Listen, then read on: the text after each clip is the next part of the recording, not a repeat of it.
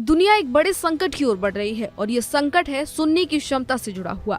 World health organisation की पहली world report on hearing के मुताबिक साल 2050 तक दुनिया की करीब 2.5 अरब आबादी यानी हर 4 में से एक व्यक्ति किसी न किसी स्तर पर सुनने की समस्या से जूझ रहा होगा।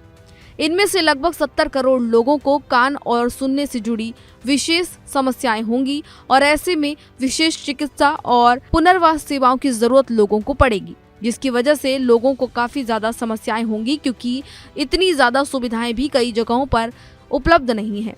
WHO के मुताबिक अगर देखा जाए तो इस वक्त दुनिया में हर 5 में से एक व्यक्ति सुनने की समस्या से परेशान है। सबसे चिंताजनक बात यह है कि कम से कम ऐसे बहुत सारे देश हैं जिनमें कम लोगों की आय है और ऐसे जो मामले हैं वो 80% के आसपास माने जाते हैं, जहां पर लोगों की आय काफी कम है, जहां विशेषज्ञ डॉक्टर और संसाधनों की भी भारी कमी है। सुनने की समस्या के पीछे जो कई कारण बताए गए हैं उनमें से कारण कान में इन्फेक्शन होना है, जन्मजात बीमारियां, ध्वनि प्रदूषण, लंबे समय तक तेज आवाज में रहना और अनहेल्दी लाइफस्टाइल मेंटेन करना। ये तमाम चीजें एक बड़ा कारण लोगों की सुनने की समस्या का बन रही हैं। बच्चों में करीब 60% मामलों को रोका जा सकता है अगर समय पर उनका टीकाकरण किया जाए, बेहतर उनको देखभाल दी जाए, अगर उनका अच्छी तरीके से ध्यान रखा जाए तो उनको ये समस्याएं नहीं होंगी। इसके साथ ही कान में अगर किसी के इन्फेक्शन होता है तो समय रहते अगर उसका इलाज कराया जाए तो इससे भी ये समस्या दूर हो सकती है।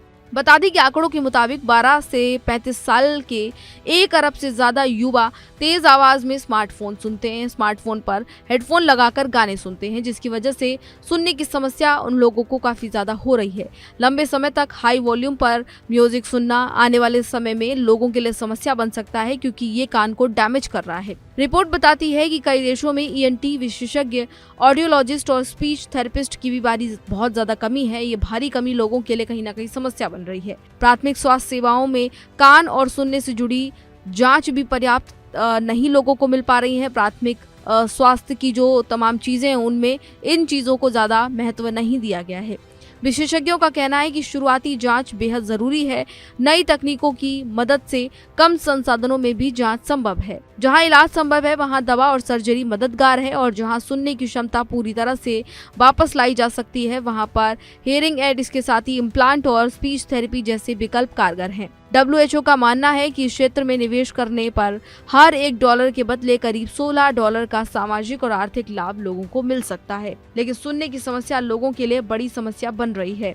इसके साथ ही WHO ने जो रिपोर्ट अभी बनाई है उस पर भी कहीं ना कहीं टेंशन लोगों के मन में आ सकती है कि आने वाले समय में अगर यही स्थिति रही तो लोगों को दिक्कतें होंगी। इसके साथ ही विशेषज्ञों का मानना है कि शुरुआती जांच बेहद जरूरी है। नई तकनीकों की मदद से लोगों की समस्याओं को दूर किया जा सकता है। जहां इलाज संभव है वहां दवा और सर्जरी मददगार है और जहां सुनने की क्षमता पूरी तरह वापस लाई जा सकती है या फिर नहीं लाई जा सकती है उसके लिए भी दोनों तरह से विकल्प इसका दवाई से और इसके साथ ही स्पीच थेरेपी से भी कहीं ना कहीं मौजूद है। WHO का ये मानना है कि अगर इसमें निवेश किया जाए तो उससे भी लाभ मिलेगा। सुनने की समस्या का असर सिर्फ बातचीत पर नहीं पड़ता बल्कि पढ़ाई, रोजगार, सामाजिक जीवन और मानसिक स्वास्थ्य को भी ये प्रभावित करता है। इसके चलते सामाजिक अलगाव और इसके साथ ही लोगों को डिप्रेशन की समस्या भी बढ़ सकती है क्योंकि अगर कोई सुन नहीं पाएगा तो वो अपने आप को सोशल सर्कल से अलग कर देगा और इसकी वजह से उसको काफ़ी ज़्यादा डिप्रेशन वाली फीलिंग भी आ सकती है। तो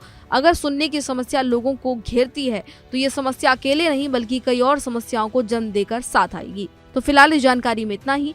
आप भी अपने कानों का और अपनी बॉडी का और इसके साथ ही अपनी पूरी रूटीन का ध्यान रखिए, हेल्दी लाइफस्टाइल जिए ताकि आपको इस तरह की कोई समस्या आने वाले समय में ना हो। इस जानकारी में फिलहाल इतना ही। इसी तरह की तमाम अन्य जानकारियों के लिए देखते रहिए इंडिया न्यूज़।